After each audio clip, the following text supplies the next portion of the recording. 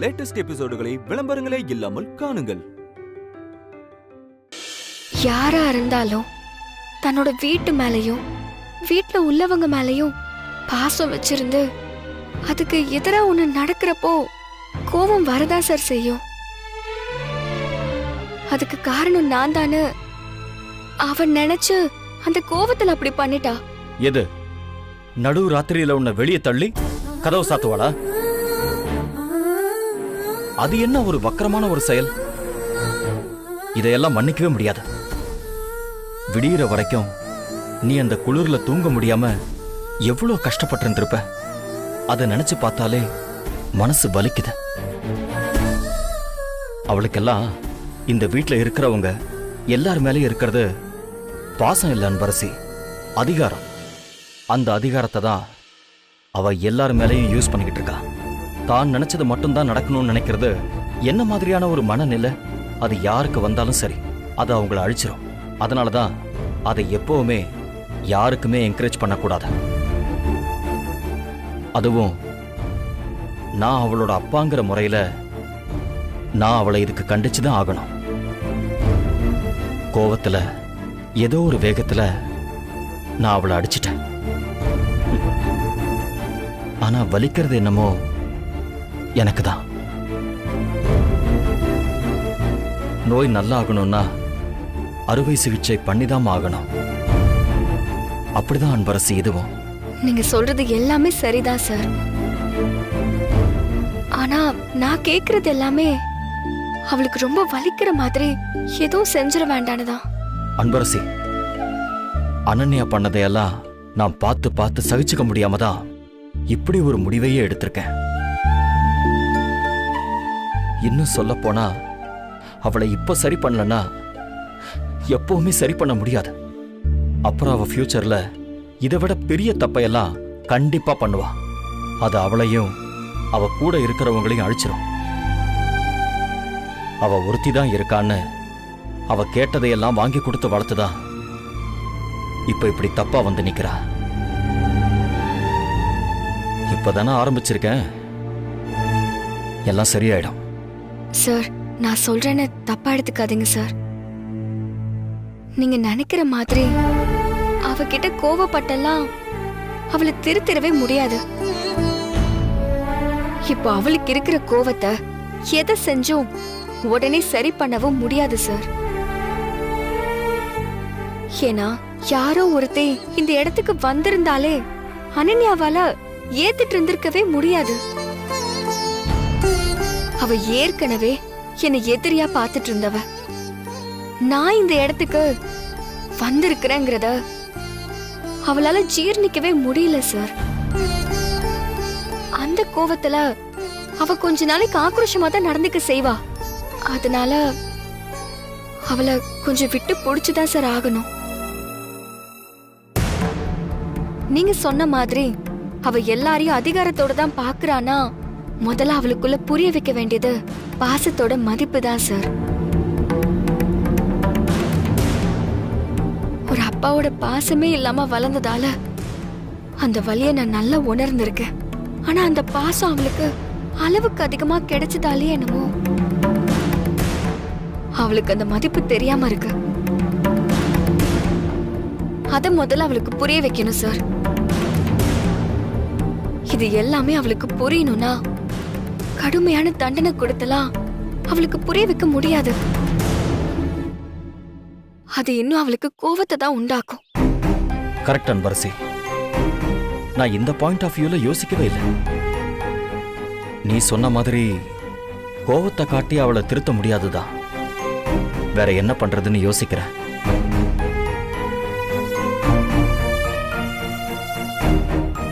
ஆனா அவ பண்ண கொடுமையையும் தாங்கிக்கிட்டு அவளுக்காக வந்து பேசுற பாத்தியா? இந்த குணம் அவளுக்கு ஏன் இல்லைன்னு நினைச்சுதான் எனக்கு ரொம்ப கஷ்டமா இருக்கு. நீ சொன்ன மாதிரி அவளை எப்படி திருத்தலான்னு தான் யோசிக்கிறேன். என்ன, கொஞ்சம் டைம் ஆகும், ஆனா சரி பண்ணிடுவேன்.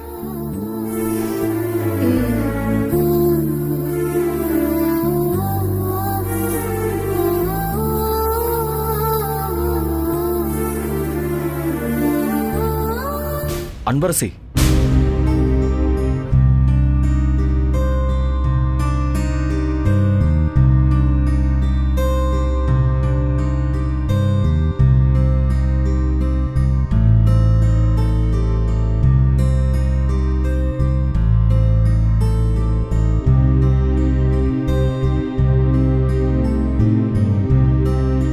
எதுக்கும் அனன்யா விஷயத்துல நீ கொஞ்சம் ஜாக்கிரதையாவே இருமா.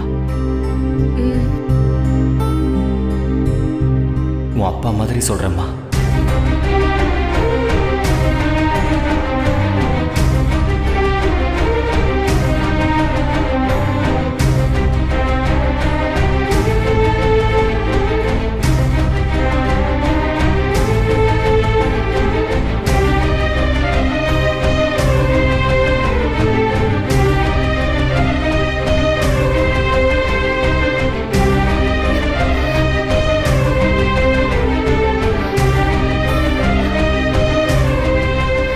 ஜாக்கிரதையா இருமா.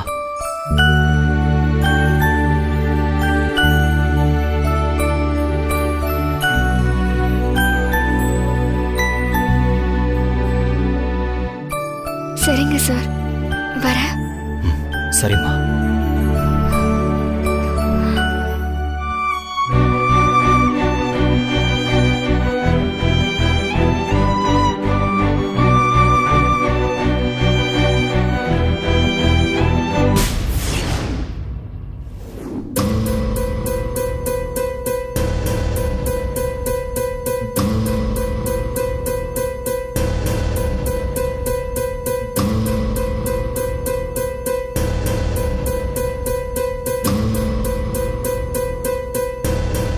அத்தை,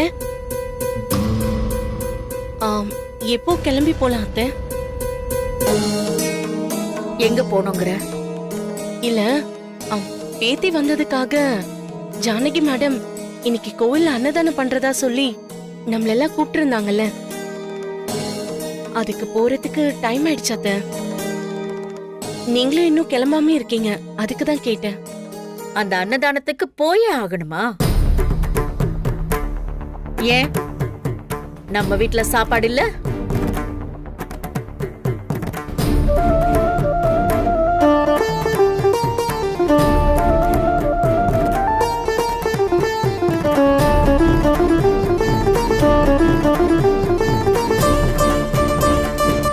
அண்ணி, என்ன கூப்பிட்டேன், வேற மாதிரி பதில் சொல்றாங்க, என்னன்னு தெரியல. என்ன?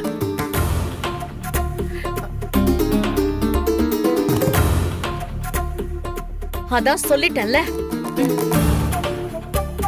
எதுக்கு இப்ப இங்கேயே நின்னுட்டு இருக்கீங்க?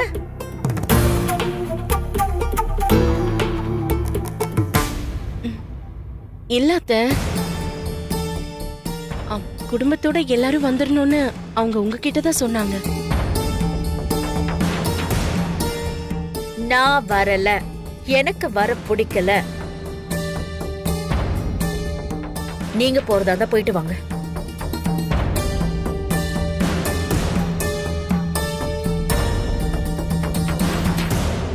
அண்ணி, நீங்க வாங்க போலாம்.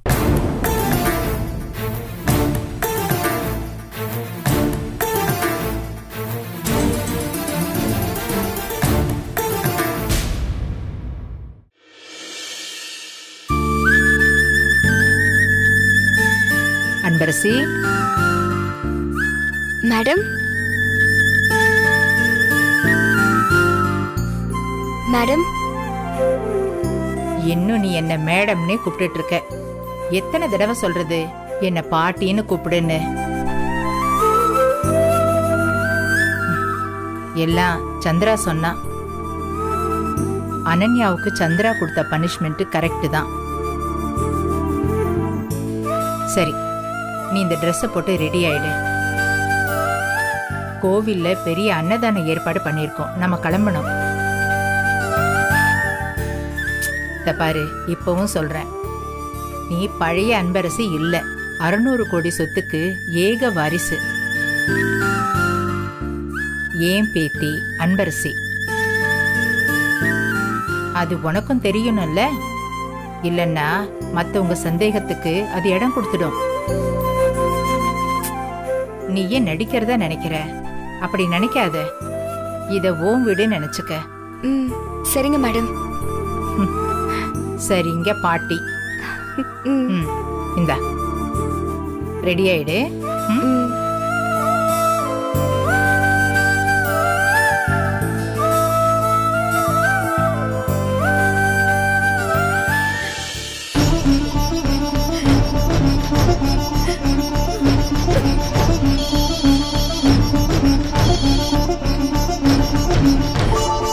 ஹலோ அனன்யா, சொல்லுமா.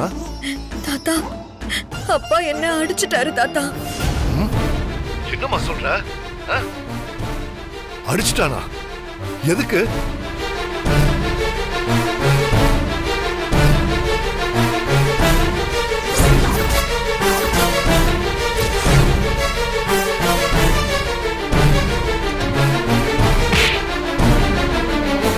இது வரைக்கும் அன்பரசு எந்த ரூம்ல தங்கினாலோ அங்க போய் தங்க சொல்லிவிட. எங்கிருந்தோ வந்த ஒரு பிச்சைக்காரிக்காக உன்னை அடிச்சிட்டானா? ஆமா தாத்தா. அனன்யா கொடு. சரி, போன் அம்மா கிட்ட கொடுக்கறேன். சிவகாமி, சொல்லுங்கப்பா. உன் புருஷன் எதுக்காக அனன்யாவை அடிச்சான்? எனக்கு இருக்கிற ஆத்திரத்துக்கு அந்த ஆள் மேல எனக்கு செம்ம கோபம் வருது. அனன்யா பிறந்ததுல இருந்து இத்தனை நாள்ல சின்னதா கூட அவ மேல கை வச்சது கிடையாது. இப்ப என்னடானா என் பொண்ணு கண்ணமே வீங்கி போற அளவுக்கு அடிச்சிருக்காரு. அதுவும் இல்லாம அந்த பட்டிக்காட்டு வேலைக்காரி, அதான் அந்த பிளாட்ஃபார்ம், அவளோட ரூம்ல என் பொண்ணு அனன்யா தங்கணுமா? ஏன் அனன்யாவோட ரூம்ல அந்த பிளாட்ஃபார்ம் பரதேசி தங்கணுமா? அப்பா, என்னால இதெல்லாம் பொறுத்துக்கவே முடியல. என்னாலயும் இதையெல்லாம் பார்த்துட்டு சும்மா இருக்க முடியாதுமா. உடனே ஏதாவது செஞ்சாகணும். எங்க இருக்கா அவ? யார கேக்குறீங்க? அந்த பட்டிக்காட்டுக்காரிதான். அந்த மகாராணி கிடைச்சதுக்காக கோவில்ல அன்னதானம் பண்ண போறாங்களாம். அதுக்கு அவளை கூட்டிட்டு போறாங்களாம். அப்படியா? நீ நான் சொல்ற மாதிரி செய்மா.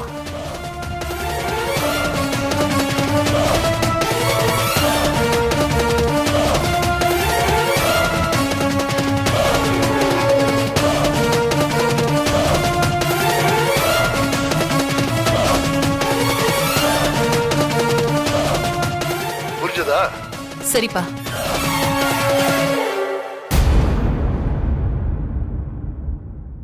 அனன்யா, அழாத. அம்மா, அப்பா ஏமா இப்படி பண்றாரு?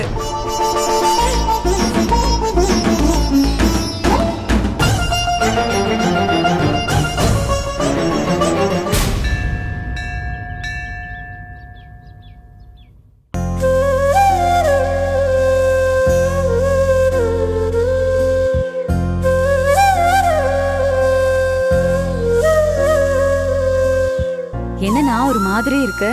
அம்மா வரலன்னு ஃபீல் பண்றியா? அதுக்கெல்லாம் அவன் ஏன் ஃபீல் பண்ண போறான்? அவனுக்கு அன்பரசி இன்னும் வரலன்றதுக்காக வருத்தமா இருக்கும். அண்ணி சும்மா இருக்க மாட்டீங்களா? நான் ஏதோ ஒன்னு யோசிச்சுக்கிட்டு இருக்கேன், உடனே அதை வச்சு 2 பேரும் ஆரம்பிச்சிட்டீங்களா?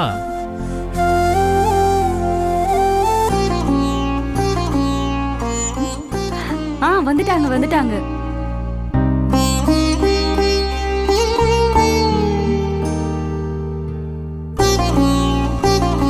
அண்ணி, என்ன நீ அன்பரசியை காணோம்? டேய், வருவாடா, பறக்காத. அவளுக்காக தானே அன்னதானம் ஏற்பாடு பண்ணிருக்காங்க. அப்புறம் அவ வராம எப்படி? இல்ல அண்ணி, வரதா இருந்தா அவங்க கூட சேர்ந்து தானே வந்திருப்பா. சரி விடுடா, வரட்டும், அவங்க கிட்டே நம்ம கேட்போம். வராங்க.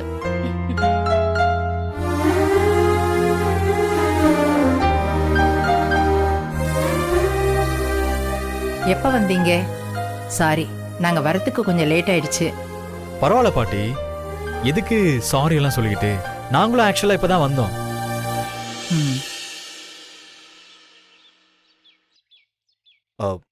பத்மா மேடம் வரலையா? அத்தைக்கு இன்னொரு இம்பார்ட்டன்டான மீட்டிங் இருந்துச்சா, அதான் வர முடியலன்னு உங்ககிட்ட சாரி சொல்ல சொன்னாங்க.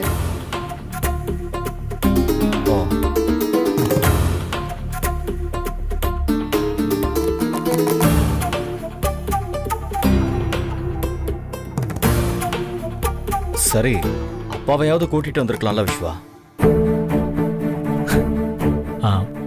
அப்பா அண்ணன் 2 பேருமே அம்மா கூட போயிருக்காங்க. சோ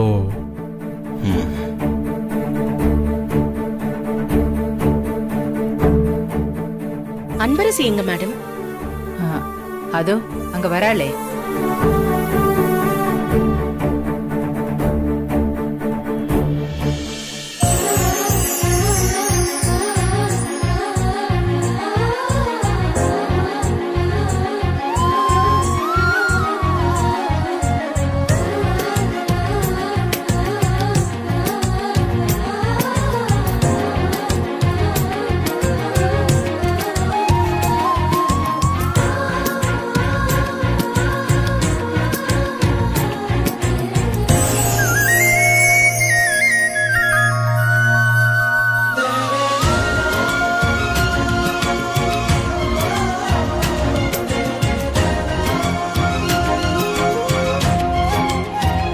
தம்பி, டேய் தம்பி, என்ன நீ வந்துட்டாடா உன் ஆளு.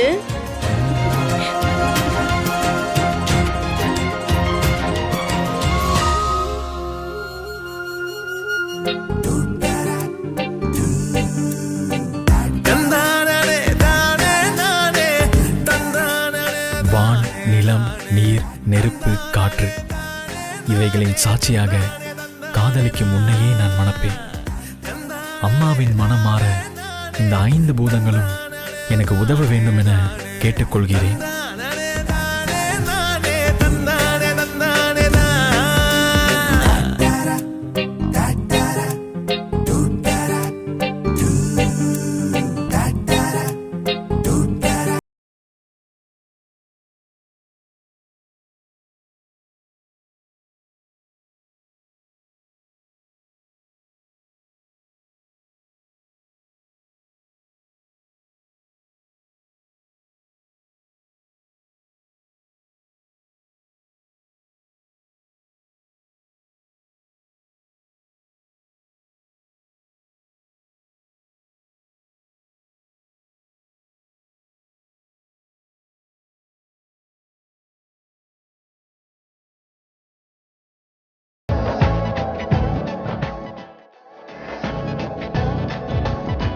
அன்பரசி,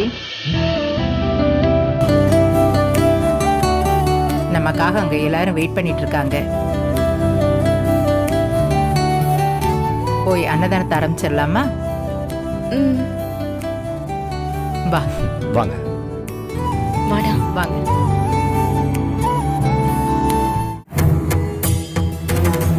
மா, எதுக்கு இப்ப என்ன இங்க கூட்டிட்டு வந்திருக்க? இரு சொல்றேன். யாருக்குமா கால் பண்ற? கொஞ்சம் வெயிட் பண்ணுடி. எல்லாத்துலயும் அவசரம். என்னன்னு வந்துட்டு இருக்கீங்களா? சீக்கிரம் வாங்க. மா, இப்ப யாருக்கு கால் பண்ணி வர சொல்லிட்டு இருக்க? என்னதான் பண்ண போற சொல்லு. அந்த பட்டிக்காட்டு பரதேசிய பேத்தின்னு சொல்லி அந்த கிழவி பொய் சொல்லுச்சுல. ஏண்டா அந்த மாதிரி ஒரு பொய்ய சொன்னோன்னு இப்ப பயந்து போய் அந்த கிழவிய கதற வைக்கிறேன் பாரு. அது வாயாலேயே நான் சொன்னதெல்லாம் தப்பு, இவ என் பேத்தியே கிடையாதுன்னு சொல்லி எல்லாரும் முன்னாடியும் மன்னிப்பு கேட்க வைக்க போறேன்.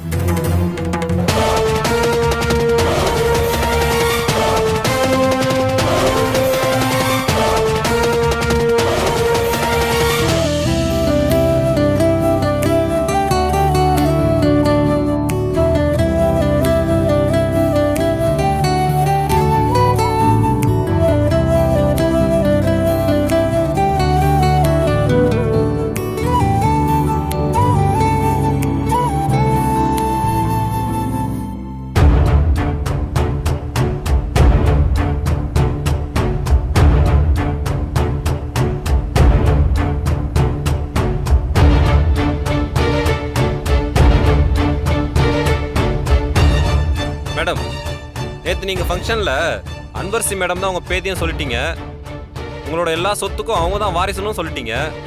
அப்ப அன்பரசி மேடம் பேர்லயே மொத்த சொத்தோட பவர் ஆஃப் அட்டார்னியும் அவங்க கிட்ட தந்துடுவீங்களா? சார், இங்க என்ன நடக்குது? இங்க வந்து என்ன கேள்வி கேட்டுட்டு இருக்கீங்க? தயவு செஞ்சு அன்னதானத்தை நடத்த விடுங்க. ஆமா, நாங்க இங்க இருக்கிற விஷயத்த உங்ககிட்ட வந்து சொன்னது யாரு? நான் தான் சொன்னேன்.